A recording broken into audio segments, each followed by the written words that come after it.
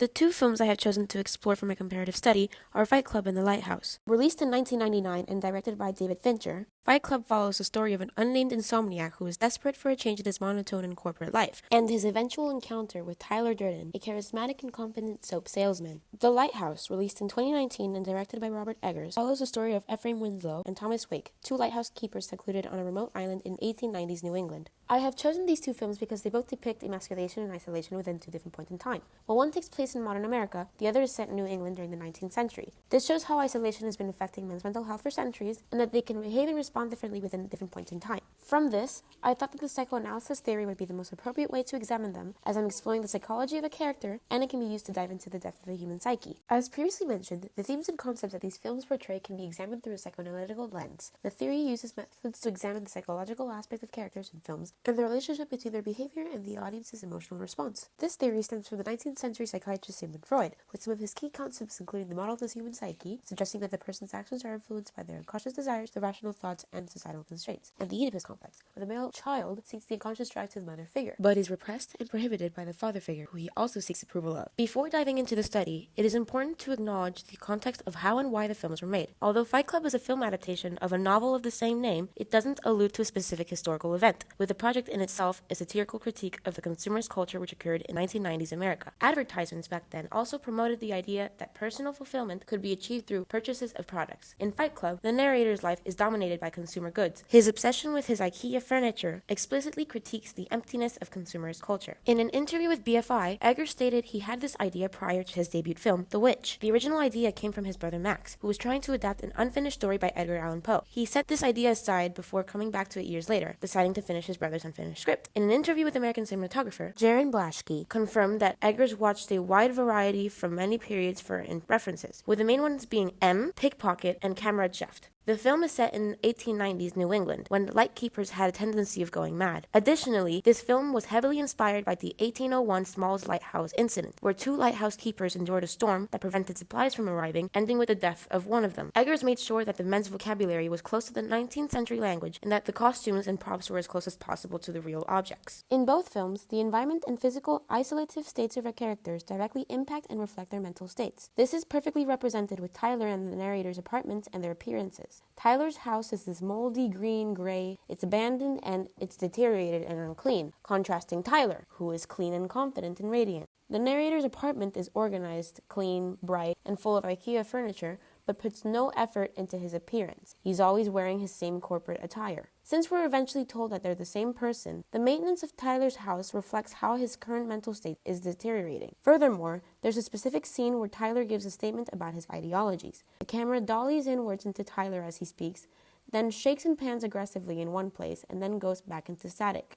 This may have been used to create a sense of unease and a distorted reality. His voice could have been distorted to demonstrate the narrator's uncertainty of what he's saying, but it wasn't. Tyler's words are the only thing that keep the sense of familiarity, stability, and confidence in this moment. In The Lighthouse, we can also see that their environment impacts their mental state, the most prominent example being the lighthouse itself. It's quite literally in the middle of nowhere, away from society, with only each other to socialize. As the film progresses, the living spaces become messier and unkept, which can demonstrate their downward spiral. Their loneliness is enhanced by the lack of sound, with only the constant reminder of the sea outside. The few diegetic sounds occur during distressing and unnerving situations, like in the scene where Ephraim kills the seagull.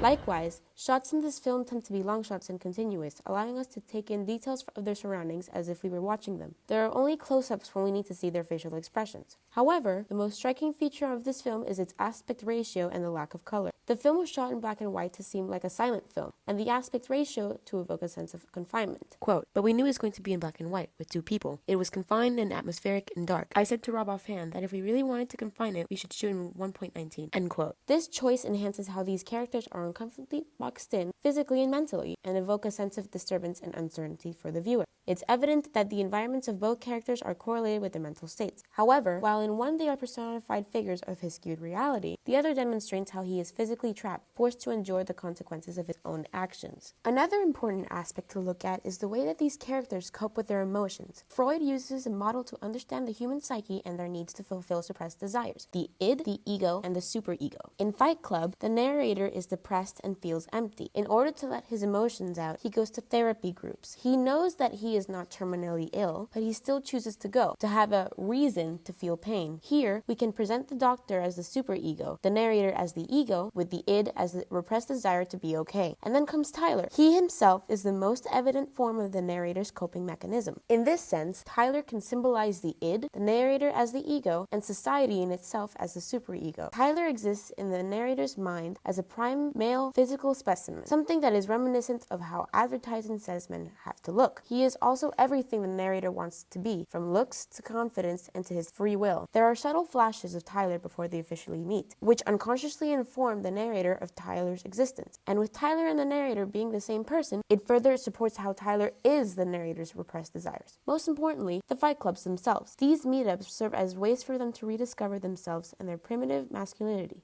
This act of rebellion personifies men's so-called struggle in their society that emasculates their individuality and overall masculinity. These characters see violence as a healthy and real way to let out their frustrations and to rise against their conformity. Whereas in the Lighthouse, their ways to cope fully reside on alcohol, violence, and sexual pleasure. They quite literally drown their sorrows with booze and do everything they can to always have access to it. They get into frequent arguments and get violent. After Winslow gets repeatedly teased by the one-eyed seagull, he resides to slamming it against concrete until it can no longer breathe, out of pure frustration. Another factor is that they are deprived of their nature, including their sexual one. This is demonstrated after Winslow finds the mermaid Scrimshaw in his bed. He sees the siren and continues to see her as he releases his sexual frustrations. Both of these characters face guilt and isolation, and take measures to cope in their own ways. Lastly, our main characters follow a destructive pursuit for power and dominance, tying in with the Oedipus complex. In The Lighthouse, Thomas Howard is the apprentice, Thomas Wake is the mentor, and the light is the desire. Initially, we see Ephraim seeking approval and comfort from Thomas, but as the film progresses, he desires control and respect. At the beginning of the film, mid-shots of the two present their first meal together. Thomas encourages Ephraim to drink, while Ephraim acknowledges the rules against this, leading to their first conflict. The isolation they're given exacerbates their tolerance and mood, causing the two to get into frequent arguments. This medium close-up shows Ephraim expressing his enlightenment with seeing the light, but is rejected as Thomas concretely describes it as its own. The medium close-up used on Thomas provokes an eerie atmosphere as he stares at Ephraim menacingly, claiming the light as his own. With this tension built up along the film, Ephraim questions the power dynamic between the two and becomes increasingly hostile, reversing the dominant role between the two. Howard attempts to leave and Wake begs him to stay, with close-ups onto Wake's desperate expression. When Howard questions the instructions in the logbook, upon realizing the abuse of power, he takes charge. This reverse of power is encapsulated before Wake's burial, where Howard makes him walk and bark like a dog through a tracking shot. Similarly, in Fight Club, the narrator admires Tyler, making him the youngest child and Tyler as the father figure. This is shown throughout the film as camera's shots linger on his face as he watches Tyler in admiration. Then there's the aspect of the desire for the mother, Marla. This desire is evidently seen when the narrator realizes that Tyler and her slept together. We focus on his jealous reaction with a close-up as we hear Tyler boast about his night with Marla, as he says, "He was obviously able to handle it." You know what I mean? However, this pursuit for approval takes a turn towards the end of the film when the narrator realizes that he and Tyler are the same person. After Tyler reveals the truth to him, he realizes how absurd Tyler is and how the Fight Clubs escalated into a terrorist group, making it clear that he doesn't want to embrace Tyler and destroy society. Upon realization, he rejects Tyler, leading to his death, with an extreme close-up of the narrator as he says, "My eyes are open." alluding to how Tyler appears only when the narrator is asleep. Here, he makes a conscious decision to get rid of him.